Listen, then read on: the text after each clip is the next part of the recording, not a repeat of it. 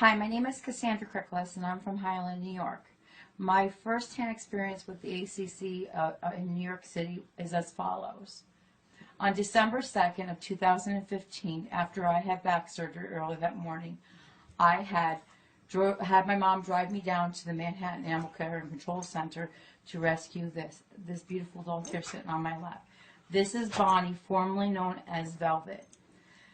Velvet was placed on Bonnie was placed as Velvet online, and I had reserved her the night before because I fell in love with her and believed that her life mattered. Upon arriving at the ACC in Manhattan, it stunk. It was dirty. I felt that the animals did not matter. The employees of the facility didn't seem to be compassionate or caring towards any animal entering the door. Upon telling them I was there to adopt an animal that I had reserved online, I was taken upstairs and sat in a seat for almost 2 hours. I explained to them that I had just had back surgery, and they told me that they didn't start the adoption process until afternoon. Yet the whole time I was sitting there, I listened to the crying and whining of the animals. I watched. The only compassion towards the animals was the volunteers. In addition, while I sat there, each animal that came out to be walked climbed on my lap. You could sense the fear. They would hold on, and they knew what was going to happen. They knew that if they were the lucky ones, they would make it out. If they weren't, they would be killed. I watched them take dogs out of the cages that were sick. And before they even went in, they didn't even clean it. They ushered a new dog coming in and put it in that kennel. I watched them feed an emaciated dog, a Rottweiler, food in a bowl that you would feed a Chihuahua or a Yorkie. I saw no compassion, and I spoke up. I was told by the employees that I had the wrong opinion, that they only humanely euthanized an animal. How can you say you humanely euthanize an animal? Take this dog. She's so sick, she's not going to make it. We'll give you a healthier dog. And I will admit, at that point in time, I was so aggravated, I was disgusted of the filth, the smell, the unkindness, and the having no compassion for the animals. I told him that I reserved her online and I didn't want another dog. I wanted her. As I went to go get on an elevator and they were going to process my application and put the microchip in her, a volunteer grabbed me and said, "Are you taking Velvet?" And I said yes. She whispered to me, "Thank you," because she was going to be the first one killed, if not stepped up for. I proceeded to go back up to the unit where the other dogs were being held, the healthier ones, and I sat down. And as they processed my application, the gentleman who processed it, I shouldn't even call him a gentleman, I should call him a heartless person, received a phone call from another woman who I could hear screaming at him and frantic that the dog she had rescued was at the vet fighting for its life with pneumonia. And his response was, "Well, you knew you got a sick dog. You should have picked a healthier dog. Here's the email to send your complaints to." He hung up. And unbeknownst to he forgot that I was sitting there in front of him. He turns around to another employee and says, "Well, if the dog was that sick, it should have been killed." Who are you to determine that a dog should be killed? If given adequate and proper care, an animal can be rebound. Look at my beautiful Bonnie, formerly known as Velvet. We had to rush her to our vet, who saw the blood pouring out of her back from them putting it in the microchip and said, "Did they not apply pressure?" I don't think so. Who said, obviously the dog was emaciated. Was there any medication given? They didn't feel that medication was even distributed. He said, they don't even think they gave her any IV fluids. She was so dehydrated. How many times did we take her back to the vet? We took her to at least 4 times to the vet.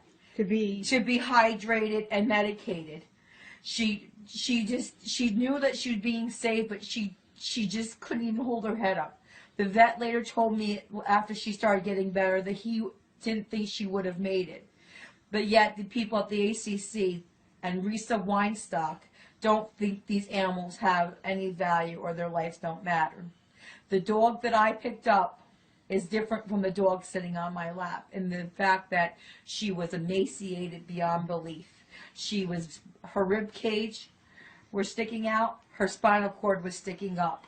The vet asked why if she had any, basically a sweater or anything to give her warmth. She had nothing. The place was cold, it stunk, it smelled, and no wonder these animals get sick. Yet, they feel that it's all right to murder, and I will say murder these animals. The only reason they gave me my dog, to be honest, that day, was because I flipped out on them, and yes, I will be proud to say that.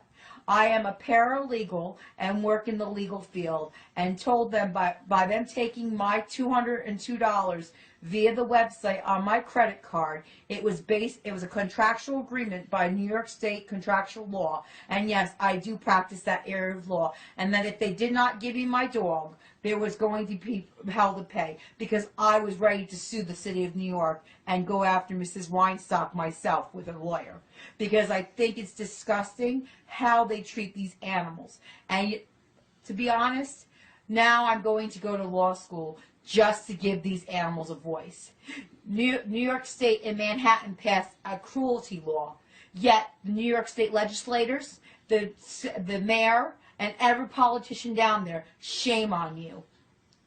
When you allow your facility that is run by taxpayer monies to do the same exact thing that a horrible person would do to an animal, you allow to happen. When you don't give them adequate care, you don't feed them adequately, you don't medicate them, when you let them sit there and you let them die in their cage, you don't give them food, and you say you're a care center, you're a murder center. That's what you are. You are no better than the person that beats and kills an animal.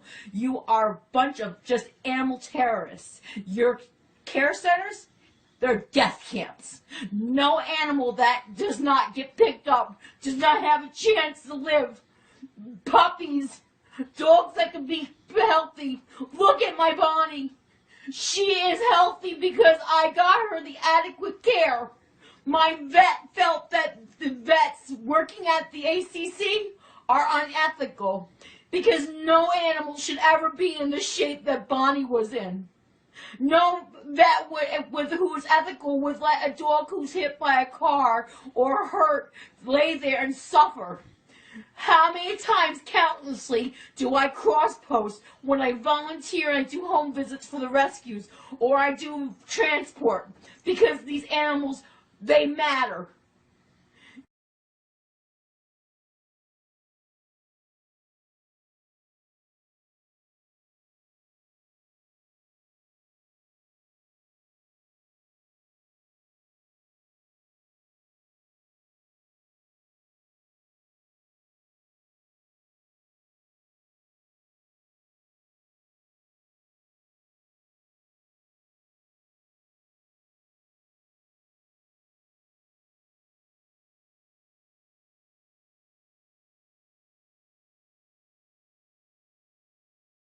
Good morning. This is Sunday, June 19th, 12:01 p.m. This is Darlene O'Sullivan. I am the proud mommy of Jenna, formerly known as Lady, CACC ID number A1075964, intake date 6/1/16, approximately 40 pounds, 9-month-old pit bull. I decided to adopt Jenna on 6/9 as she was on the to be destroyed list. 6/10, 11 o'clock a.m., my husband headed over to Brooklyn to pick her up. Approximately 30 minutes later, she came to our home, coughing so violently she was on the verge of throwing up, very lethargic, fluid coming from nose and mouth. We took her immediately over to All Creatures in Long Beach, Long Island. She was diagnosed with double pneumonia, emaciation, dehydration, elevated temperature, and was immediately put in isolation. 2 days later, she was sent to VMCLI 24-hour critical care, as at that point she had to be oxygen dependent. She was still on nebulization treatments as well. I brought her home yesterday afternoon at approximately 2 o'clock p.m. Although she's getting better, she's not 100%, and this is going to be a 2 to 4 month endeavor. My vet bills are over $3,000. She was diagnosed with Mycoplasma 2, which is contagious walking pneumonia for humans. This could have been a catastrophe, and this crap has to stop. CACC could have destroyed my family, and they could have killed my dog. Somebody has to have the balls enough to do something about this. Any questions, please give me a call. Thank you.